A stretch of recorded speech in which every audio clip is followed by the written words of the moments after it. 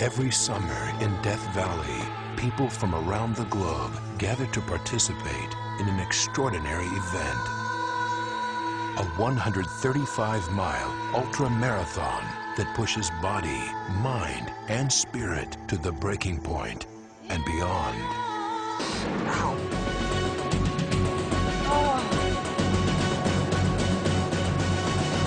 It's got to be the toughest finish of any race there is.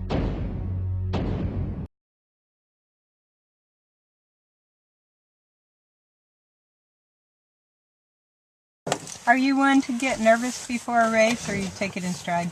I try to keep it under control, but yeah, I'm pretty nervous. Yeah, well, it's just a matter of managing the heat. If you manage the heat, you can do it. Yeah. And have a super efficient crew, which I have.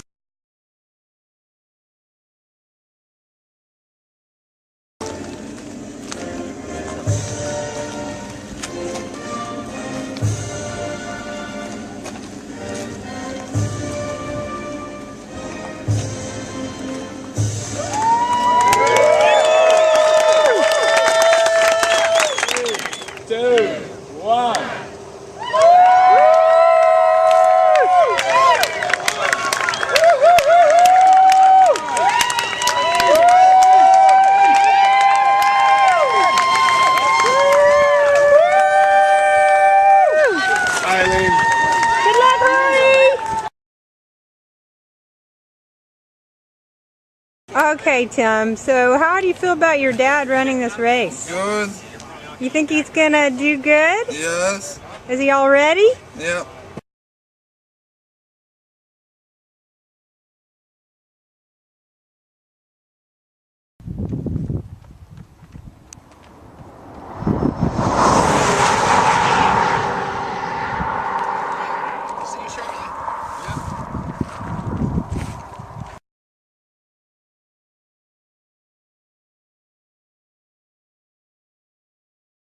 Okay, so here we are at Stovepipe Wells. It's not even 6 o'clock yet. Horrie's taking a little break in the pool. Everybody's cooling off. We've made really good time today. It's been about 110, which is not bad for Death Valley, but very windy today. We're anticipating pretty heavy winds up Towns Pass.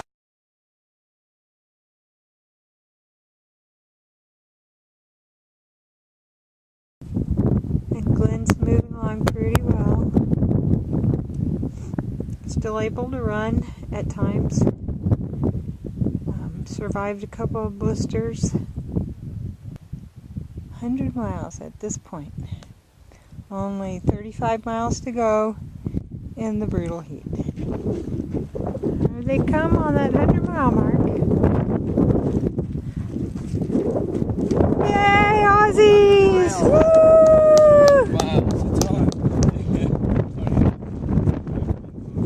So Horrie has spent a long time on the hot road into Lone Pine.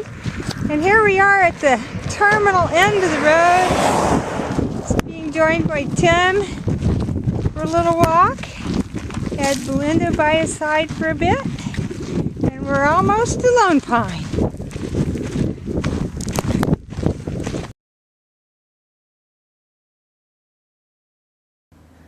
Day of the race finish, and your official finish time was 43:30. The only race that I've done before that similar nature is Coast to Cozzy, a 150-mile race in Australia. And when you're doing a race of that distance, you've got to expect to have a few bad patches. But what I noticed about the Badwater Ultramarathon is that your bad patches are really bad. When I started cramping like that, see, you might have low patches at Coast to Cozzy, but you're not going to experience issues like that. So, when did the cramping start? Cramping started pretty early in the race, probably around about 30 miles. I was running along and walking, and then we walked up a hill and it was starting to either flatten out or go downhill, so it was time to run again. And I went to run and both legs seized up at once and didn't like the idea. I thought, well, let's sit down for a while. Let's see if we can massage some gel into them and release them, and also put some ice on them. And that worked. I expected to suffer a lot more. Did you? Yeah, I'm usually someone who suffers a lot in 100 milers. I just look at it as that it's par for the course. If you do these events, then you have to suffer. But what I learned out there was, with the excellent crew I had, just keeping me fueled throughout the whole event, that stopped those really bad low points, energy-wise. So I always had, I didn't suffer, apart from the cramping and the muscle fatigue in the quads and the blisters.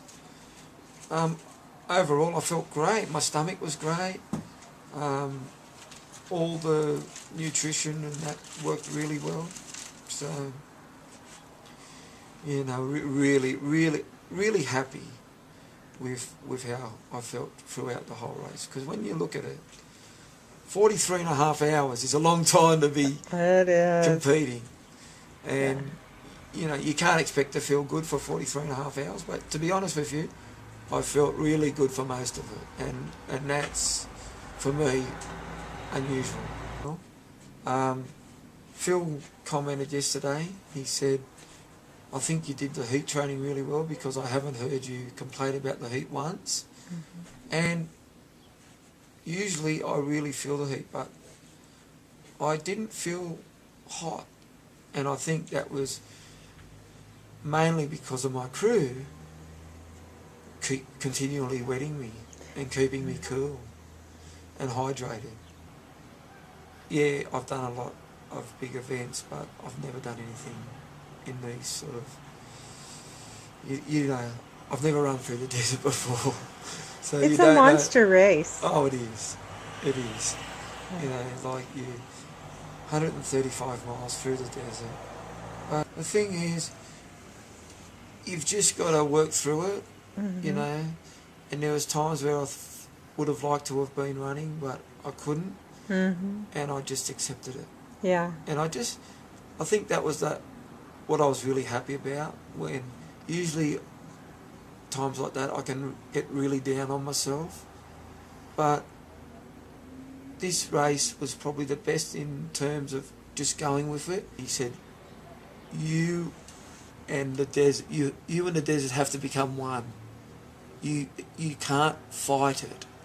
Yeah. You have to blend in with it. I kept thinking, I want to finish this race. Yeah. So if I look after myself and stay in tune with how I'm feeling, then I will. And when we did that final climb, I didn't think it was that tough. But actually doing that climb after having done the previous 122 miles, you realise, well, yeah, with 122 miles in your legs, it is tough. Yeah. And I guess, you know, at that point you're coming up to 40 hours without sleep, and just your energy levels are just draining. And then as you get higher, you start to experience a bit of altitude. I know it's not high altitude, but it's still altitude. Yeah.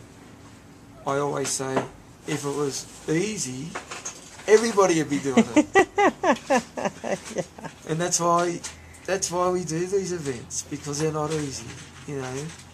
That's the challenge in it, you know. As the Badwater Ultramarathon quite proudly says, it's the challenge of the champions. Yeah. And yes, you have to be prepared to suffer.